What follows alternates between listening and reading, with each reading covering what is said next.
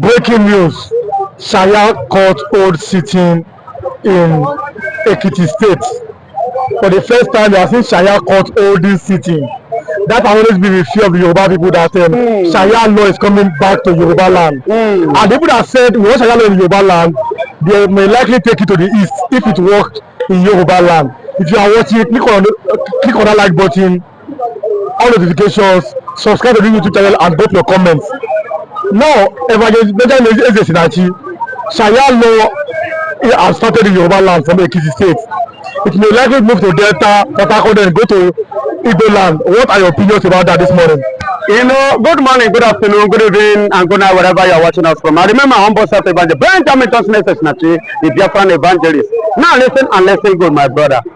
I've told you people here before today that Mr. President will do everything humanly possible to make sure that he rule Nigeria a second time. And I told you people that the mission of the Fulanis was to Islamize Nigeria. And now you say it will not be possible. Olajide one time, I could remember when he counter me, I said, okay, let's watch and see. The same way they conquer Kwara, the same way they are coming. And when they formally introduce it in Ondo kick against it. And the last week or last 2 weeks, the Yorubas governors come together, say that we fight the Fulanis and fight everything about them. Now, Sharia has started in Ekiti State. And as long as Sharia started in Ekiti State, it has started in Yoruba land. And listen to me, what happened in Kwara State will soon happen in Ekiti State. And let me tell you, anybody that allowed that, I said this thing before, the mistake that Yorubas made was the mistake of agreeing these people with Islam. You understand me? That is the mistake where they make their mistake by welcoming it. You understand? Welcoming that Islam. Look at the angle they are coming. Sharia. Is that thing the kind thing that we want to bring into Yoruba? Do you know what it means? And very soon now, they will start to kill Yorubas.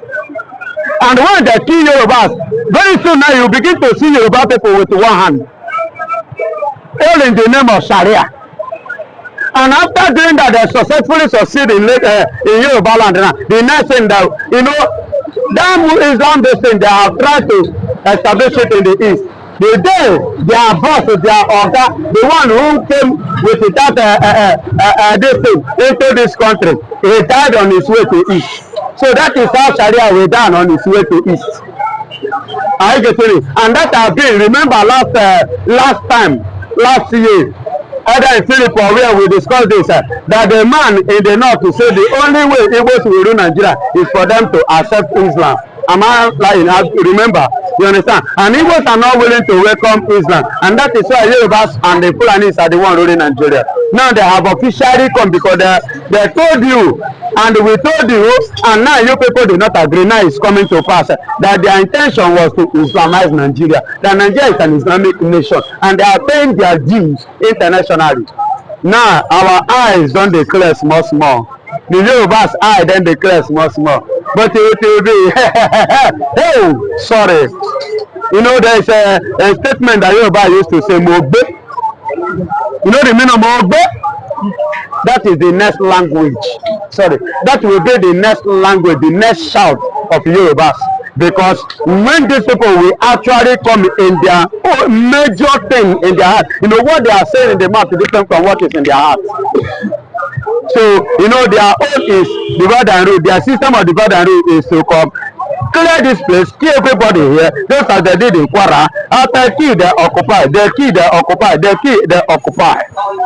And before you know it, you will not be able to speak again. You will not be able to cough again, even in your own land. Just in Kwara, Yoruba doesn't cough. I remember some elder 2 years ago that they intend to do one festival in Kwara State, and the emir or whatsoever they call their name stood up, which are the Fulanis, against the Yorubas, even in their land. I said they are not going to do it. And until today, they didn't do it. Just imagine. So they are moving. Yorubas, you people should wake up from your slumber. You are sleeping. These people are not as calm as you are. They are dangerous and they are wicked. Remember the way they are treating your farmers in their farms. Don't forget, these people are not people to partner with. But the Igbos, should they be afraid that if the Sharia law works in Yoruba land, it will be taken to the Igbo land? For example, I've been seeing an Igbo man being given an appointment as one of the chief imams in Abuja Central Mosque. Should Igbos be afraid of this Sharia law? Igbos can never be afraid, and Igbos are not afraid. If Igbo people, Igbo man is afraid, they would have accepted Islam for years. Now, my father died on his way to the east. That was the day, the very day he died. It was the day Islam died in the east, and that is why he could not reach east. So anything about Islam coming to the east will always die on the way. They never get to their destination, and Sharia can never get to its destination in the east. It will die on the way. We are not afraid. You understand? And that is why they always say àwọn ọmọ Igbo according to Yoruba. One Yoruba landlord, do you know what he say? He said, why you no want Igbo? Now because if you get issue with the Yoruba person, Yoruba go dey, even if you want bitter, you go dey see the respect am. But if Igbo man want bitter, Igbo man go bitter make e die. Now so it describe am. You understand me? Now me and the Baba we dey relate very well. You understand? We jokingly and we laugh. But it was a message, and I got something there. Okay, so that is exactly the point. So in our side, this thing is prohibited. Those people that are answering imam, they answer imam in Abuja.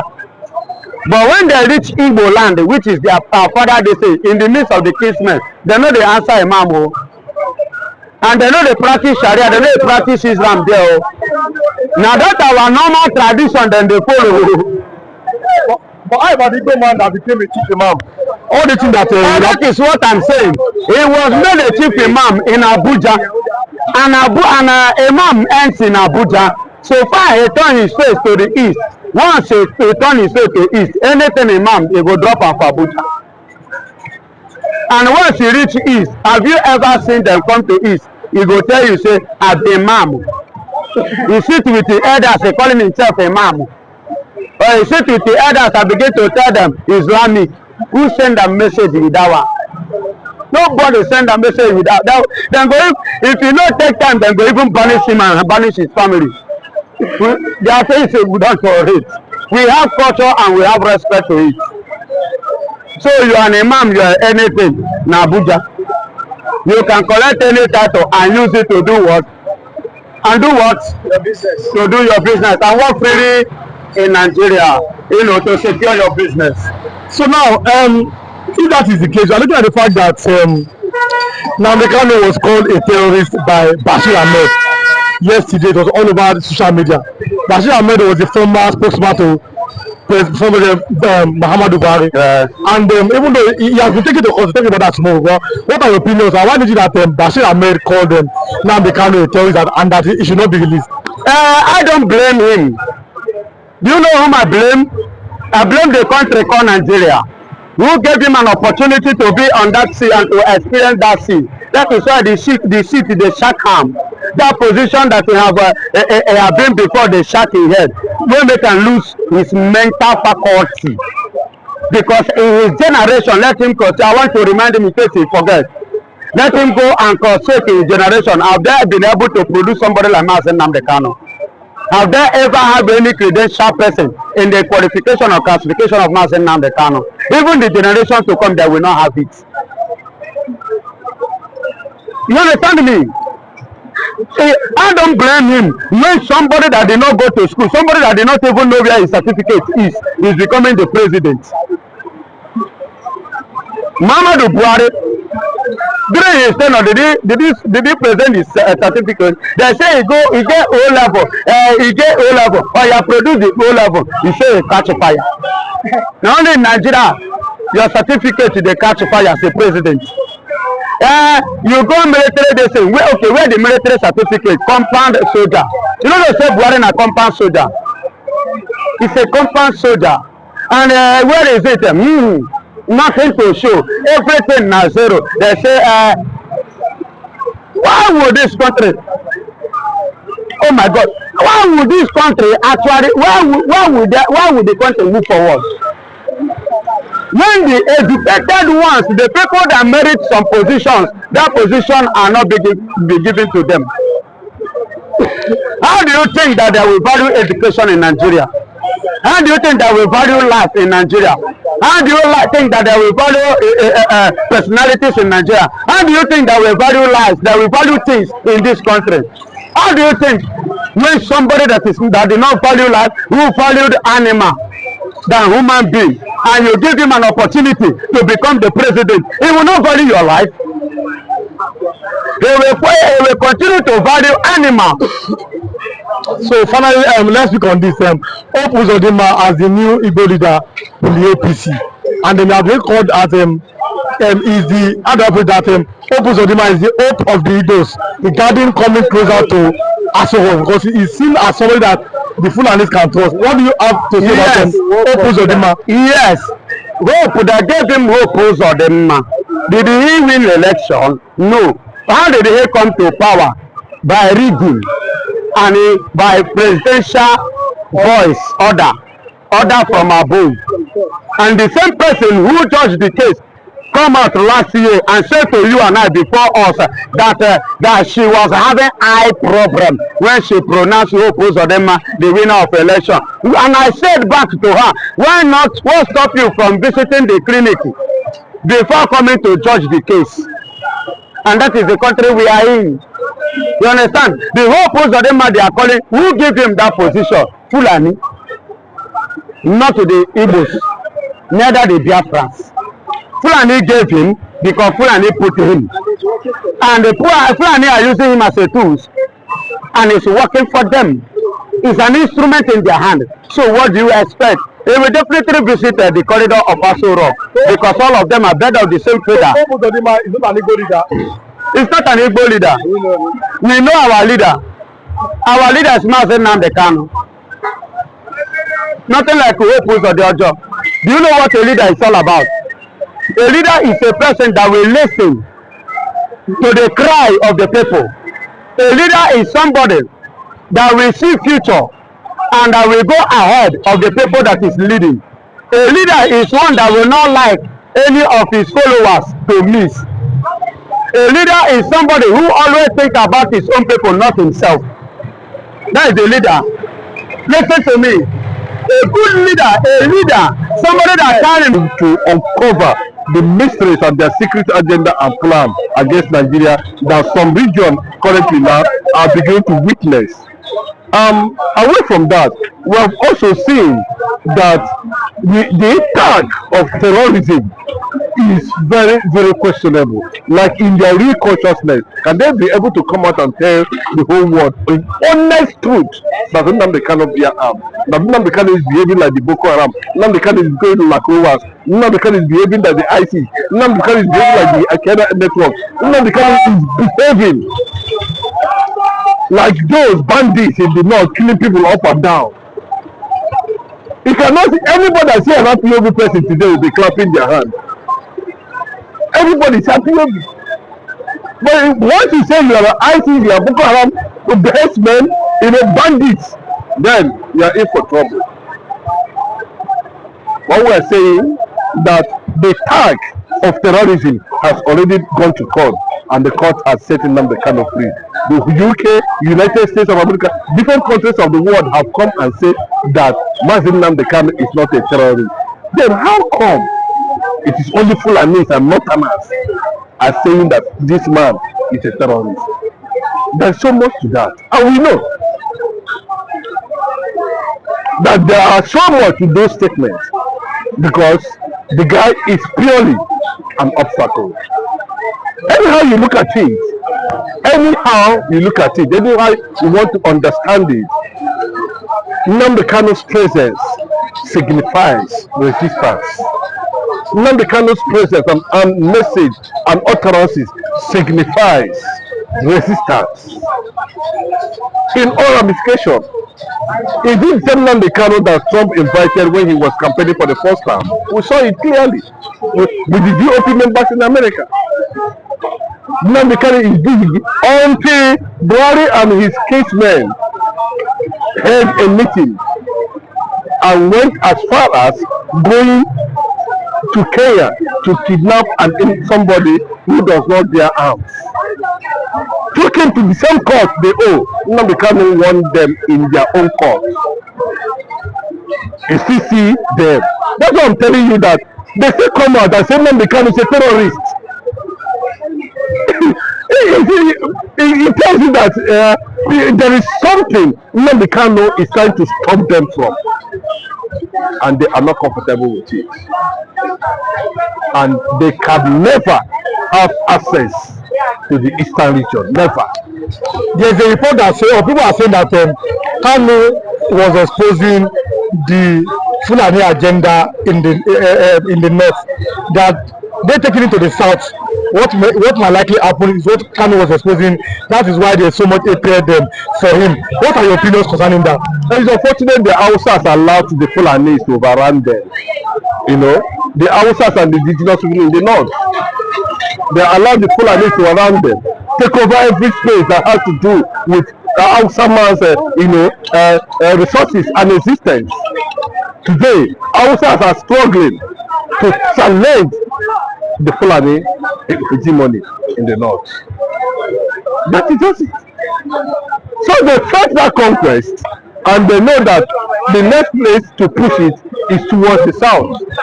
And in that south, the eastern part of the country is the red line. They should know that's the red line. In the southern part of Nigeria, the eastern part of the country is the red line. There's no two ways about it. And they know it is the red line. And they know the consequences. That at any attempt, they will be chased out of Nigeria completely. Just like what Obasanjo was saying, that they are not indigenous people of Nigeria. They were marauders, nomads, people who work for Futa Jalon and find themselves in this part of the world. Still, they want the indigenous people of the land to vacate for them. Well, how that is going to happen? They have enjoyed enough romance to an extent. They are becoming a threat even to their, respected and foremost ally, which are the Yorubas. You can see now they everywhere now, threatening the people who politically, economically, and otherwise accepted whatever romance they are sharing. They are turning their back against them. So, what is the reason why an Igbo man should embrace a Fulani man? As simple as that. Politically, we are not in the same line. We are not in the same radar. We are not in the same scale. There's no yardstick. But I can tell you that at the appointed time, things will be very open, things will be very clear. And they know that Igbos does not carry out terrorism acts.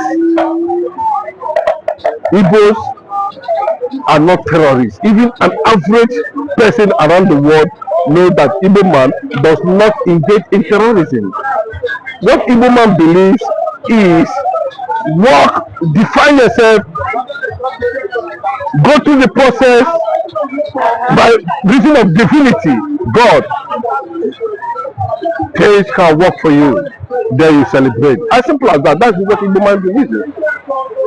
But there are some thoughts which say that some Igbo governors may be behind the non-release of Nnamdi Kanu, that Igbo governors feel threatened by his seeming popularity. What are your thoughts on that? There's no doubt about that. Anybody that's telling you that Nnamdi Kanu's influence does not dwarf whoever the type of governors, whether they are, nobody wants to even know whether they are only governors to the Fulanis. Nnamdi Kanu has taken possession of reality. Nnamdi Kanu has dwarfed every influence, Nigerian political influence in the entire southeast. These governors are just errand boys of the Fulanis. They are errand boys. That's what they do. You can see how they run around. Even when their own people are being killed by Fulanis, they don't, because they are even interested in the oil well. What is the Northerners their Fulanis going to give them at the end of the day? And for that reason, they seem to allow and open their windows and doors to allow the infiltration economically, politically, and otherwise against the survival and existence of their own people. That's how to tell you how politically childish and nonchalant those Eastern governors are. They know that nobody respects them, nobody values them, nobody can come out and say conveniently, this is who they are. No! But even the Kano we are seeing today is simply command and control of over 18 million people. And I can tell you, at the restoration of the black man, of the different nation, you will see another perception, another perspective, the ingenuity. But the black man is not a black monkey. What is killing us and what has destroyed Nigeria to this extent of uncertainty, continuous uncertainty, is bad, wicked, colonized leadership in Nigeria. Igbo, what can you say about them? They are the apex socio-cultural group in Igbo land. What is your opinion about Igbo? Do you think that they are still relevant to the issues of the Igbos in Nigeria and in diaspora? Honestly, has lost relevance. There's no relevance about them. You know, the governors are just using them to collect money from the federal government. And that's why they always dance to the tone of the governors. In the absence of that, Igbo is not relevant. But now they have zoned. We are seeing an equatorial man. You know, it was quite controversial.